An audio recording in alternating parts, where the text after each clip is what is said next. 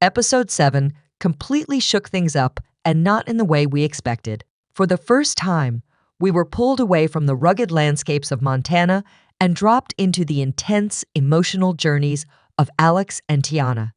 Alex's struggles were raw and personal, giving us a front-row seat to the weight she's been carrying. Meanwhile, subtle but powerful signs are pointing toward a tough road ahead. For Tiana, her story is far from over. And just when we thought Spencer might never catch a break, he finally crosses paths with someone we've all been waiting for. Yep, it's happening. Now, with only 3 episodes left in the season, the tension is building fast. Episode 7 might just be the tipping point, the moment everything starts to unravel. So, what exactly can we expect? The title alone, the mountain teeth of monsters, screams danger, drama, and high stakes. According to the official synopsis, the Duttons receive good news. Alexandra catches a lucky break during her journey. Tiana reunites with a face from her past. Sounds like relief is coming. But we all know how quickly peace turns to chaos in this world. Let's break it all down and dive into what this could mean for each character's journey, because things are about to get intense. Sounds straightforward, but let's break it all down. The Duttons receive good news, but in true Yellowstone fashion, that good news comes wrapped in layers of danger, drama, and a heavy dose of emotional tension. In episode 7, Spencer finally comes face to face with Mai, and not a moment too soon, he's battered, broken, and quite literally on the brink of death. But this reunion isn't a fairy tale. Mai, now hardened by betrayal and pain, doesn't trust anyone remotely connected to Montana. And can you blame her? After everything she's been through, her guard is up. Thankfully, Marshall Kent and Father Renault intervene just in time to steer her toward the truth. Still skeptical, Mai calls the Bozeman sheriff, hoping for clarity, and instead discovers a bombshell. Spencer has been awarded the Congressional Medal of Honor. Suddenly, the man she thought she couldn't trust becomes the hero she owes her life to, and a train ticket. But this isn't just about a reunion. While Mai wrestles with her inner conflict, Spencer has a tense exchange of his own. He speaks to the sheriff, who makes it clear if he's heading back to Montana, he better not be bringing a war with him. It's a loaded warning, but Spencer doesn't flinch.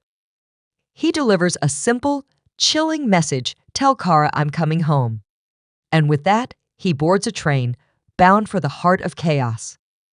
Now, that might sound like closure, but don't get too comfortable.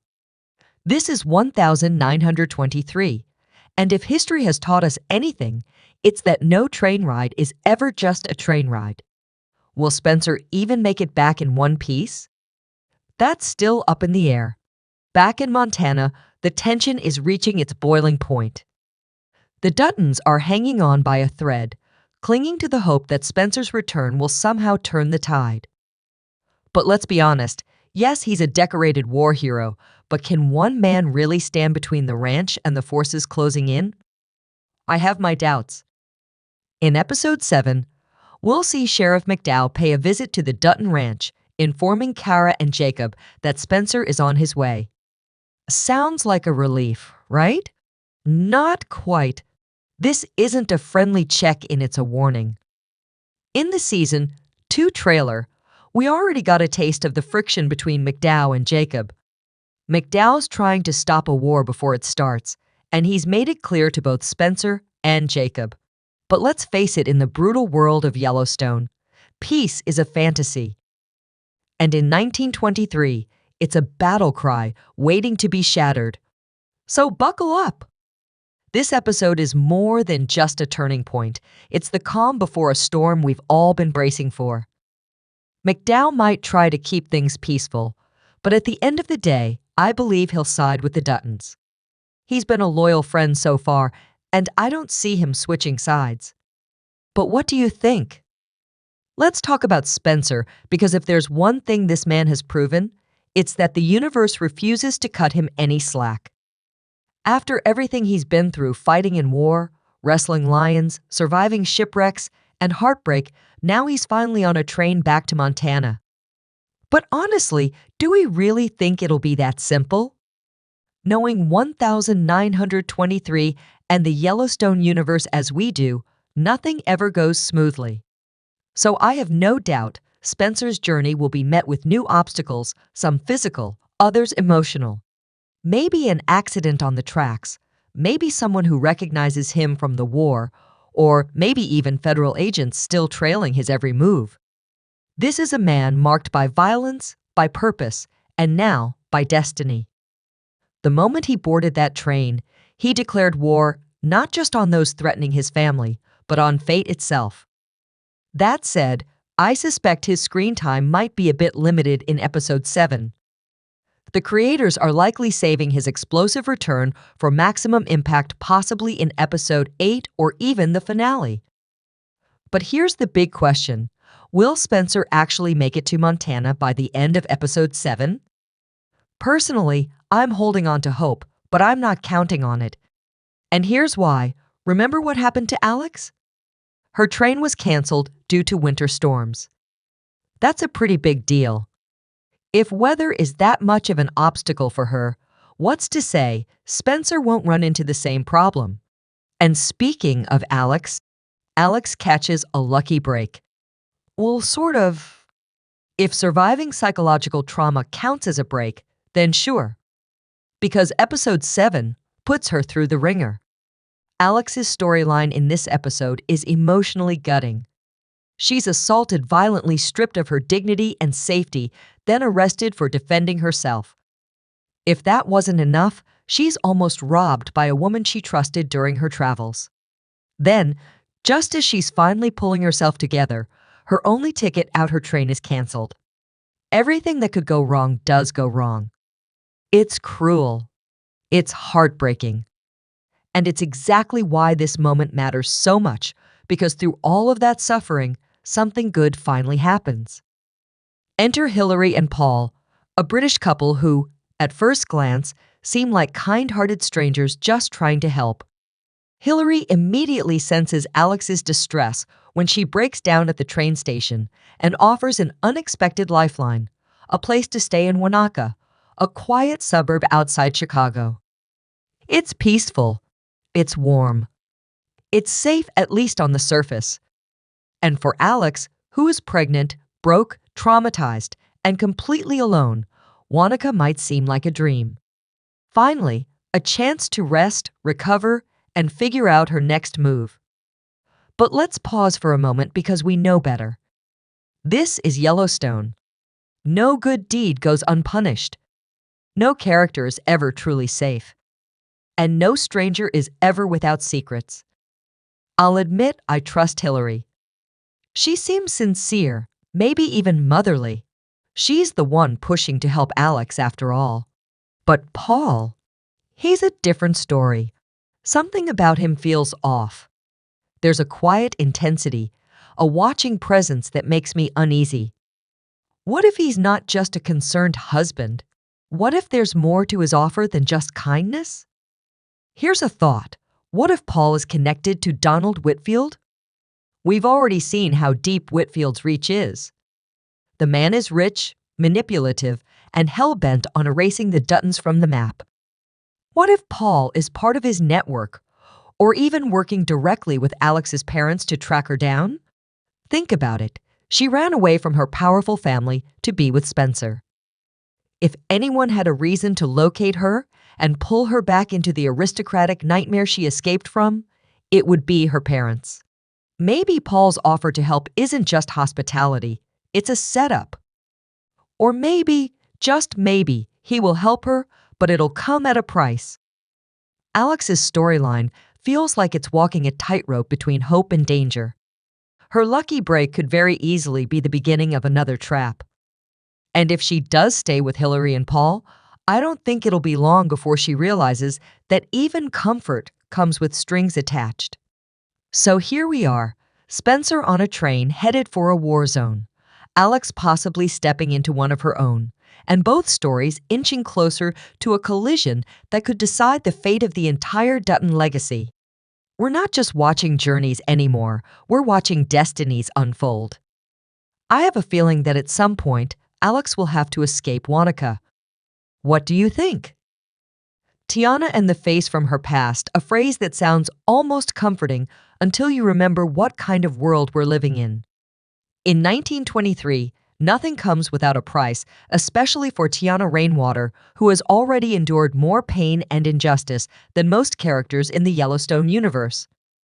Episode 7 throws her right back into danger, and this time it's heartbreakingly personal. As the episode unfolds, we see Father Renault and Marshall Kent, two of the cruelest and most determined antagonists in Tiana's story, still hunting her down like she's nothing more than a fugitive. These men are driven by hate, racism, and a twisted sense of control. For them, Tiana isn't just a runaway from the boarding school, she's a symbol of defiance, and that's something they simply can't allow. But they're getting closer. Too close. In a cruel twist of fate, they cross paths with Pete, Tiana's quiet, brave, and deeply loyal boyfriend, completely unaware that he's traveling with her. At first, the moment seems innocent. Pete, desperate to find water for their journey, wanders off to a nearby creek. He finds it, sure. But what he also finds is far more dangerous: Renault and Kent. You can feel the tension rise the moment they appear on screen.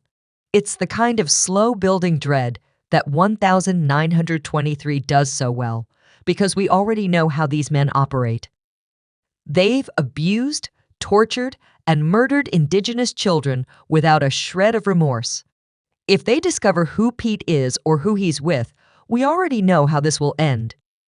What's terrifying is that they don't even need to know Pete's full story. The fact that he's Indigenous is enough to provoke violence from them. And then it happens. The scene escalates. We see them reach for their weapons. Pete does the same. They draw.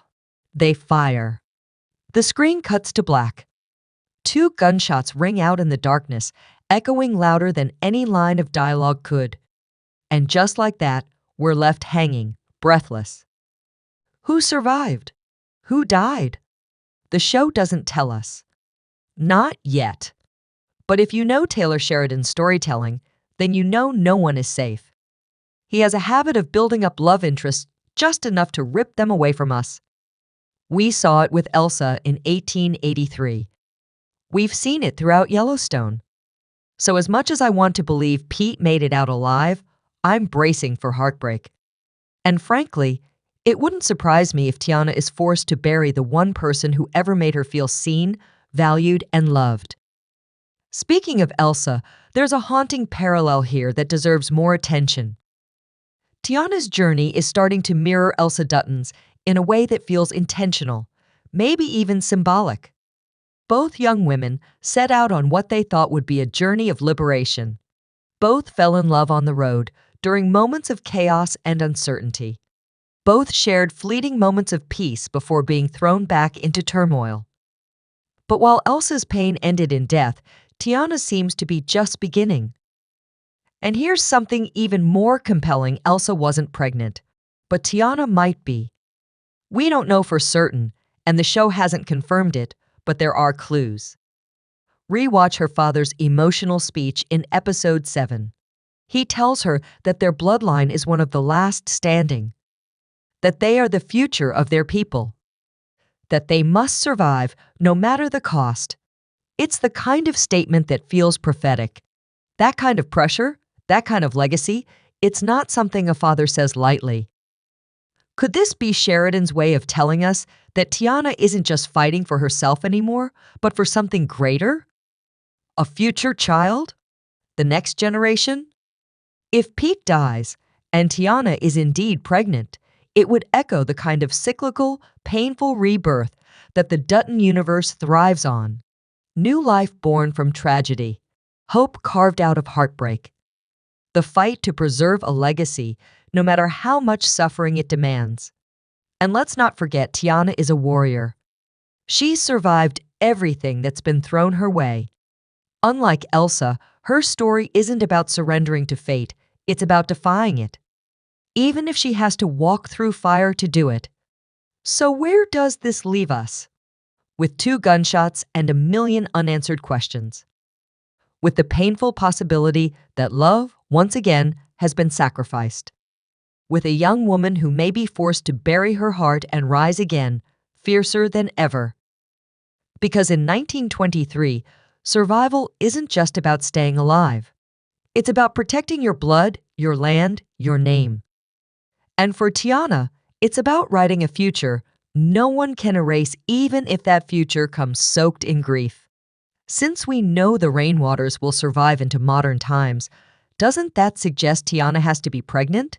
In episode 7, I have a feeling Tiana is headed straight for a brutal showdown with Father Renault, with Marshal Kent, and maybe even with fate itself. Will she find Pete in time? Will someone step in to help her, maybe even an unexpected ally? Or will Tiana prove, once again, that she doesn't need saving, that she is the storm?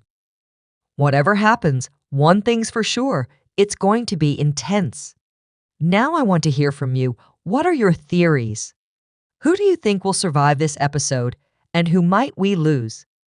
Drop your thoughts in the comments. I'll be reading and replying. And hey, thank you so much for watching and supporting this channel. Your time, your thoughts, and your passion for these stories mean the world to me. When you're ready for more, don't forget to check out the next video right here. It dives deeper into the hidden symbolism and future twists you might have missed. You won't want to miss it. Thanks again, and I'll see you in the next one.